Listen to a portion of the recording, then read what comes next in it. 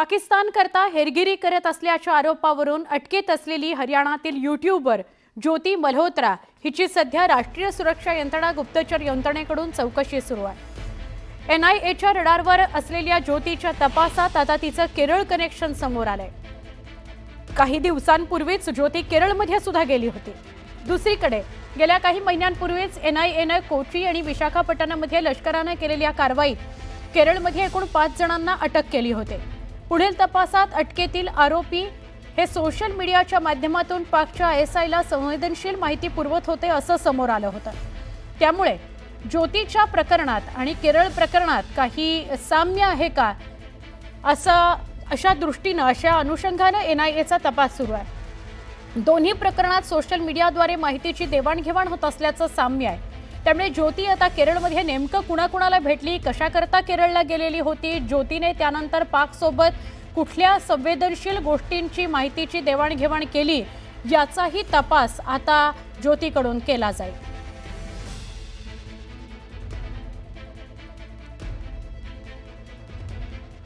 पाकिस्तानसाठी हेरगिरी केल्याच्या आरोपाखाली ज्योती मल्होत्राची सध्या कसून चौकशी सुरू आहे। त्यानंतर या प्रकरणात खुलासेच होत आले।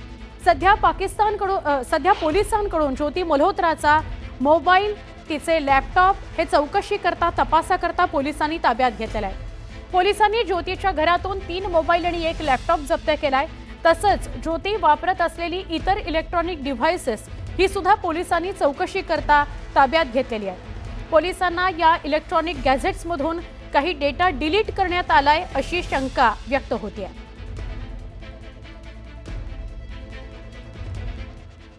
हेरगिरीच्या आरोपाखाली अटक करण्यात आलेल्या ज्योती मल्होत्रानं पाकिस्तानला लागून असलेल्या राजस्थानच्या बाडमेरमधील व्हिडिओ तिचा समोर आलाय। बाडमेरमध्ये ज्योती 2024 मध्ये फिरायला म्हणून गेलेली होती। त्या संदर्भातील व्हिडिओ सुद्धा तिनं व्हायरल केलेले आहेत। ज्योतीनं या ट्रिप दरम्यान बाडमेरमधील महत्त्वाच्या मुनाबाव रेल्वे स्थानकाचा व्हिडिओ देखील बनवला होता। विना परवाना ज्योती या ठिकाणी पोहोचली होती। यावेळी तिने आसपासच्या गावांची अतिसंवेदनशील माहिती व्हिडिओद्वारे शेअर केली होती। तसंच तिथल्या स्थानिकांच्या घरात जाऊनही तिने व्हिडिओ बनवले होते। ज्योतीने ज्या ठिकाणी हे व्हिडिओ बनवले आहेत ते ठिकाण अत्यंत संवेदनशील मानलं जातं। त्यामुळे आता एकच सवाल उपस्थित होतो की ज्योती कुणाच्या सांगण्यावरून हे संवेदनशील व्हिडिओ खुल्या पद्धतीने रेकॉर्ड करत होती। त्यामुळे पोलीस यंत्रणा आता अधिक कसून व्हिडिओच्या संदर्भात माहिती घेते, तपास करत आहे। ज्योतीचं आता राजस्थान कनेक्शन सुद्धा उघड झाल्यानं नव्या चर्चांनी जोर धरलेला आहे।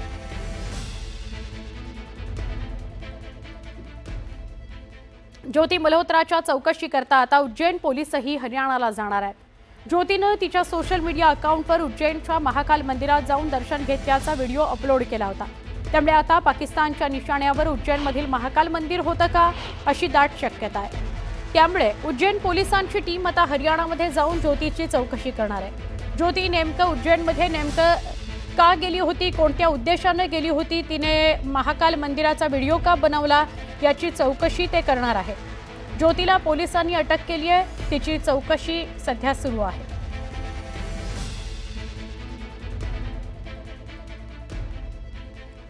हरियाणाच्या हिसारमधील ट्रॅव्हल यूट्यूबर ज्योती मल्होत्रा हिला पोलिसांनी पाकिस्तानसाठी हेरगिरी केल्याच्या आरोपाखाली अटक केली। आता या प्रकरणी ओडिशा कनेक्शन सुद्धा समोर आलंय। ओडिशातील पुरी इथल्या यूट्यूबर प्रियंका सेनापत हिच्याशी ही देखील पोलिसांच्या रडारवर आहे। प्रियंका ही ज्योती मल्होत्राची मैत्रीण आहे। त्यांच्यात किती जवळीक आहे, किती जवळची मैत्रीण आहे याचीही पोलीस तपास करतात। ओडिशातील पुरी पोलीस आता ज्योती आणि प्रियंका सेनापती हिची किती जवळीक होती आणि त्यांच्यात नेमके काय संवाद होते, चर्चा होती, किती व्हिडिओ आणि इमेजेसची देवाणघेवाण होती हे तपासणार आहेत। प्रियंका सेनापती आणि ज्योती मल्होत्रा यांच्यात घट्ट मैत्री असल्याची माहिती आहे। या दोघांचे एकत्र काढलेले अनेक फोटो सोशल मीडियावर व्हायरल आहेत। पहलगाममध्ये काढलेले त्यांचे व्हिडिओ सुद्धा इंटरनेटवर ट्रेंड होत आहेत। दुसरीकडे प्रियंका सेनापतीच्या सोशल मीडिया अकाउंटचीही पोलिसांकडून चौकशी केली जाते। पोलिसांनी दिलेल्या माहितीनुसार प्रियंकाच्या नातेवाईकांच्या बँक खात्यात आर्थिक देवाणघेवाण सुद्धा झालेली दिसते।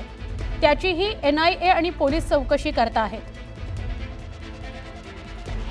उनके फाइनेंशियल ट्रांजैक्शंस को भी चेक किया जा रहा है कि उसमें कोई अगर एनोमली है या फिर कोई इस तरीके का हमें अगर कुछ सुराग मिलता है तो फिर हम उसके हिसाब से आगे कार्रवाई करेंगे। सोशल मीडिया हैंडल उनका पूरी तरीके से हमारे नज़र में है और डिफरेंट जो सोशल मीडिया हैंडल्स है उसमें उनका जो डिफरेंट कंटेंट है उसके ऊपर भी हमारी एग्जामिनेशन चल रही है।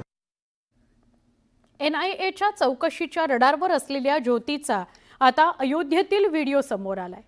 ज्योती ज्यावेळी अयोध्येला आली होती त्यावेळी तिच्याबरोबर किती लोक होते, तसंच अयोध्येत नेमकं ती कुठे राहायला होती या प्रकरणी पोलीस तपास करतायत। ज्योतीनं अयोध्येमध्ये कुणाकुणाशी संपर्क केला, कुठे कुठे तिने व्हिडिओ काढले याची सुद्धा चौकशी केली जाते। ज्योतीचा 32 सेकंदांचा अयोध्येतील व्हिडिओ आहे ज्याची पडताळणी सध्या होतीये। व्हिडिओ ज्योती लोकांना अयोध्येतील राम मंदिरात दर्शनाकरता येण्याचं आवाहन करत असल्याचं दिसतंय। दरम्यान ज्योती ज्या ठिकाणी उभी आहे ती जागा PSFच्या केंद्राजवळ आहे। तिच्या मागे राम मंदिराचा कलशही दिसून येतोय। त्यामुळे ज्योतीनं आता अयोध्या दौऱ्यातही काही हेरगिरी केलेली आहे का याचा तपास NIA कडून केला जातोय।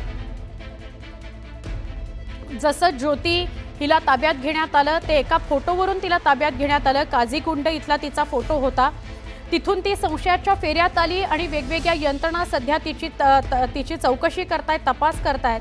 जसजसा तपास करतायत तसतसं ती पाकिस्तानची हेर असल्याचं समोर येतंय। तिच्या सोबत असलेले अनेकांचे फोटो हे पाकिस्तानचे एजंट्स आहेत असं समोर येतंय आणि फक्त ती एकटी नव्हे तर वेगवेगळ्या शहरांमध्ये असेच हेरगिरी करणारे सोशल मीडिया इन्फ्लुएन्सर पाकिस्ताननं पेरले होते का याची सुद्धा चौकशी आता केली जाते। त्यामुळे ज्योतीबरोबर जे फोटो दिसतायत त्या सगळ्यांची चौकशी होताना आपल्याला बघायला मिळते आणि एवढंच नव्हे त्यांच्याकडून सुद्धा धक्कादायक माहिती आणि गोष्टी समोर येत आहेत। एक महत्त्वाची बातमी बघूया। बसवा राजू एन्काउंटरमध्ये ठार झाल्याची शक्यता आहे। बसवा राजूवर तब्बल 5 कोटींचं बक्षीस होतं। अबू जमाड मधल्या जंगलामध्ये तो दडून बसलेला होता। या घडीची सगळ्यात मोठी बातमी। आपल्या सगळ्यांना कल्पना आहे सीमा भागामध्ये खूप मोठ्या प्रमाणात म्हणजे नक्षल भागामध्ये खूप मोठ्या प्रमाणात ऑपरेशन राबवलं जात आहे। नक्षलवाद संपवण्यासाठी प्रयत्न केंद्राकडून होत आहेत आणि त्याचाच एक भाग म्हणजे या घडीची महत्त्वाची बातमी बसवा राजू एन्काउंटरमध्ये ठार झाल्याचं कळत आहे। आमचे प्रतिनिधी महेश तिवारी यांच्याशी आपण बोलूया। महेश, ही खूप मोठी गोष्ट आहे ज्याच्यावर 5 कोटींचं बक्षीस होतं असा माओवाद्यांचा राजू बसवा राजू त्याचा एन्काउंटर झालाय, काय सांगाल?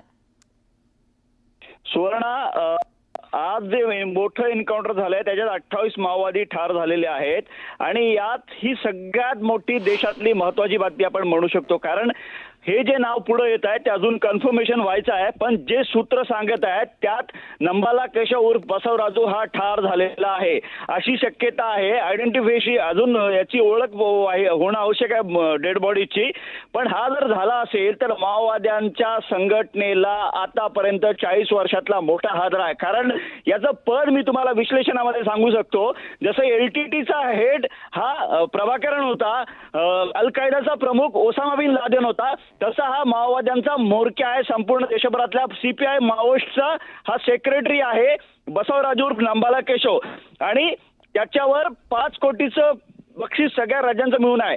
आपण त्याचं विश्लेषण कसं करू शकतो? सेंट्रल मिलिटरी कमांड जे माओवाद्यांचे ऑपरेशनल मोठे हल्ले करण्याचे जे आतापर्यंत देशात राबवलेले आहेत ते सगळे बसवराजूच्या बसवराजू होता। 76 जवान सुरक्षा दलाचे CRPFचे दंतेवाडामध्ये ठार झाले होते। त्या घटनेची संपूर्ण आखणी तयारी बसवराजूने केली होती। राणी बोदलीमध्ये 50 जवान ठार झाले होते, त्याची तयारी पूर्ण बसवराजूने केली होती। महाराष्ट्रात 2009 मध्ये 52 जवान जे शहीद झाले होते त्याचाही संपूर्ण मास्टरमाइंड हा बसवराजूच होता। लाहेरीच्या घटनेमध्ये 17 जवान ठार झाले होते, त्याचाही पूर्ण मास्टरमाइंड म्हणजे माओवाद्यांना जे LTTनं लँडमाइन ब्लास्ट करण्याचं भूसुरुंग स्फोटाचं जे तंत्र शिकवलं होतं 90च्या दशकामध्ये त्याचं पूर्ण नियोजन बसवराजूच्या नेतृत्वात झालं होतं। त्यावेळी LTTचे काही कॅडर महाराष्ट्रात दंड करण्यात आले होते आणि त्यांनीच बसवराजूच्या माध्यमातून त्यावेळी माओवाद्यांना हे प्रशिक्षण दिलं होतं आणि त्यामुळे अनेक माओवाद्यांनी अनेक जवानांना याच भूसुरुंग स्फोटाच्या तंत्रामध्ये ठार केलं होतं। त्यामुळे बसवराजू हा सध्या CPI माओइस्ट या संघटनेचा प्रमुख आहे आणि गणपतीनंतर त्याच्याकडे संपूर्ण सूत्र देण्यात आली होती आणि आता जर गरज बसवराजू या चकमकीत मारला गेला असेल तर ती आतापर्यंत देशातली सगळ्यात मोठी बातमी आहे. कारण आज आपण दाऊदसाठी आपल्या सुरक्षा दलं शोधत आहेत, मात्र हा त्याच्यापेक्षा एक खूप मोठा मोर्चा आहे आणि खूप मोठा कॅडर आहे माओवादी संघटनेचा, म्हणजे प्रमुखच आहे माओवादी संघटनेचा. देशातली दंडकारण्यामध्ये आणि बाकी ठिकाणी ज्या ज्या ठिकाणी माओवाद्यांच्या नक्की. कारवाया होतात ते संपूर्ण संचलन हे बसवराजूच्या मार्गदर्शनावर होत असते. नक्की. माओवाद्यांची म्हणजे केंद्रीय समिती हा बसवा राजू जो आहे तो एन्काउंटर मध्ये ठार झालाय असं अधिकृत फक्त जाहीर व्हायचंय, पण मोठी कारवाई झालेली आहे, देशातली मोठी बातमी असं म्हणतोयस तू. धन्यवाद महेश माहिती दिल्याबद्दल.